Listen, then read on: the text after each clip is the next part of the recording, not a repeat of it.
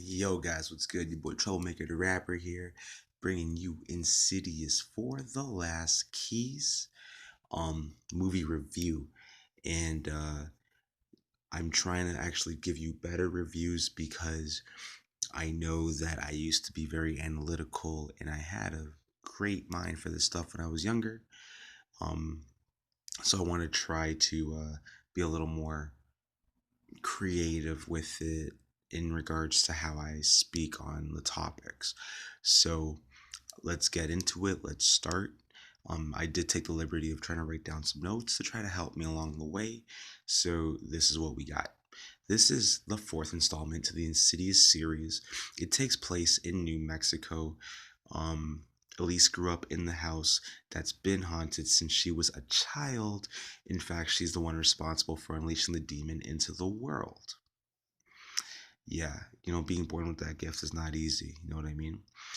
Um, so some things that I did like about this movie is the jump scares, like the one at the very start. Definitely got us, and you know, just like all horror movies, there is a jump scare at the end, and the reason I'm going to precisely tell you that is because you know it's there, you know it's going to happen, but still it scares you, it gets you, just like holy. So that's pretty much what I'm saying. What I'd like to also say is a strong acting. So they actually give a damn that they are in a fourth installment of the movie, because the way I kind of look at it sometimes is that when the first movie is good, sometimes in series like the acting kind of goes down because they know they can just make money based off the movie title itself and the franchise. Like for example, like I found Exorcist Part 2, the Heretic, or however it's pronounced, to not have the best acting. And like look at the Chucky series, it's not scary, it's silly and funny.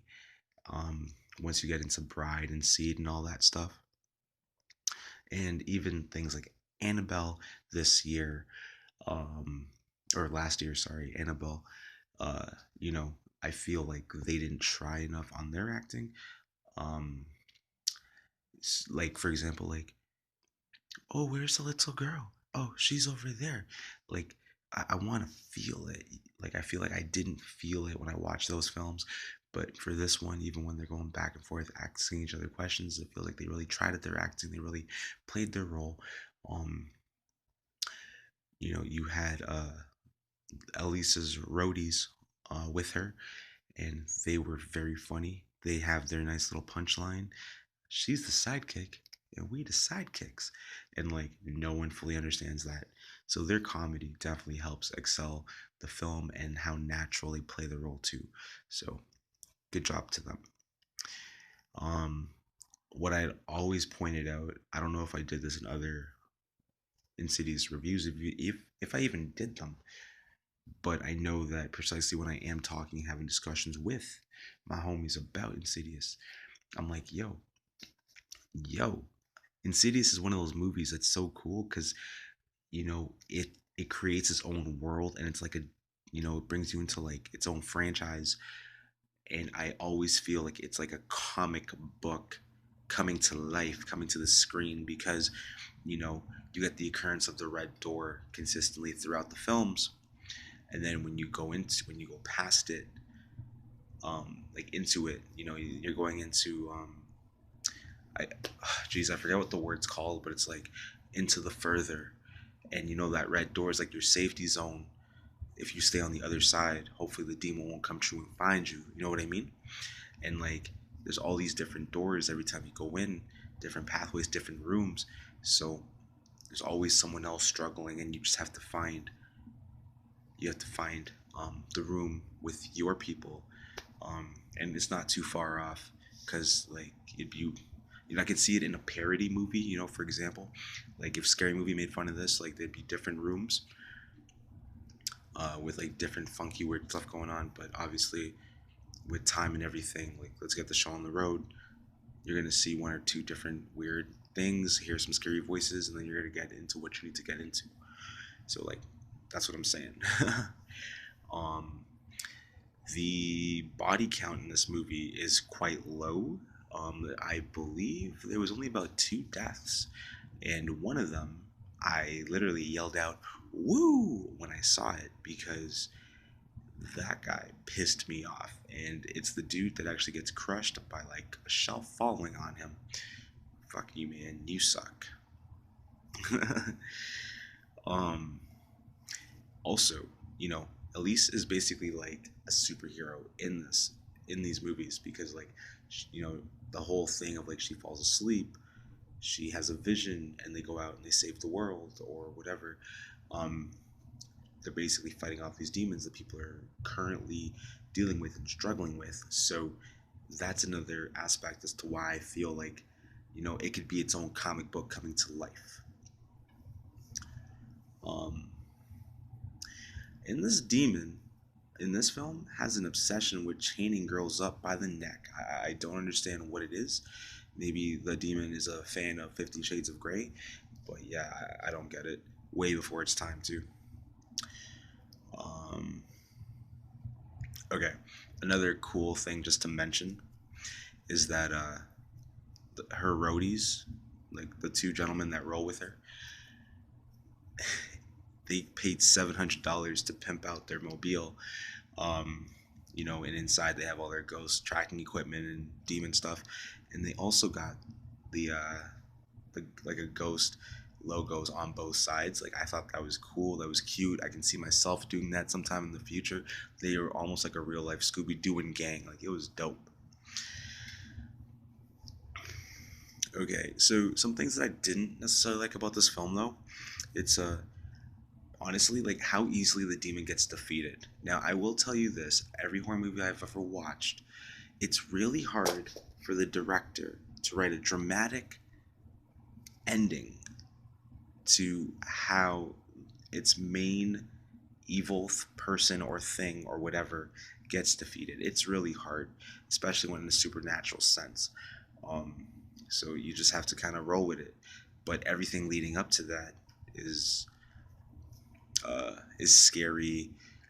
It has you on the edge of your seat. You know, like all the things that the demon in Insidious 4 can like makes you jump and trip out. Like all those things, it's the demon's time to shine. But when the demon's going to go away, it gets easily defeated. But with not going down without at least almost like on the last string, little bit of string for Elise and whatnot. But basically, that's what I'm saying. Like directors probably have a hard time finding a way to write in a good, not directors themselves, but writers as well, finding a way to write a good killing off of a monster. Um, Another thing that didn't make much sense to me was it's the future, because in the movie there's like you go back to the past in the beginning of it and you see like Elise and her younger brother, but in the future her younger brother looks much older than her. I don't know what to do. I'm not sure how to take that. Um, the other thing is, okay, so we get the gist of it now. It's been four movies, so like she goes to sleep, she has these visions, and then she wakes up and like she gets contacted by the people, and then she goes and solves their problems. We've seen it over and over. I feel like they should maybe cut it here, stop giving us the same scenario to watch. Even though like we look and we thrill for it, I feel like they should just cut the series, like make this the last one maybe. But it looks like it's already set up for a next one. um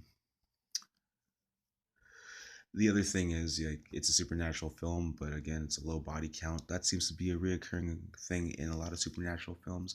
I like slashers because you know like a lot of people die in crazy scenarios and ways, but it like I feel like in the future there should be like higher body counts for supernatural films as well.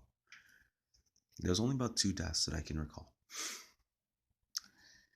um so you know what, like with that being said, I guess that's the conclusion of my video.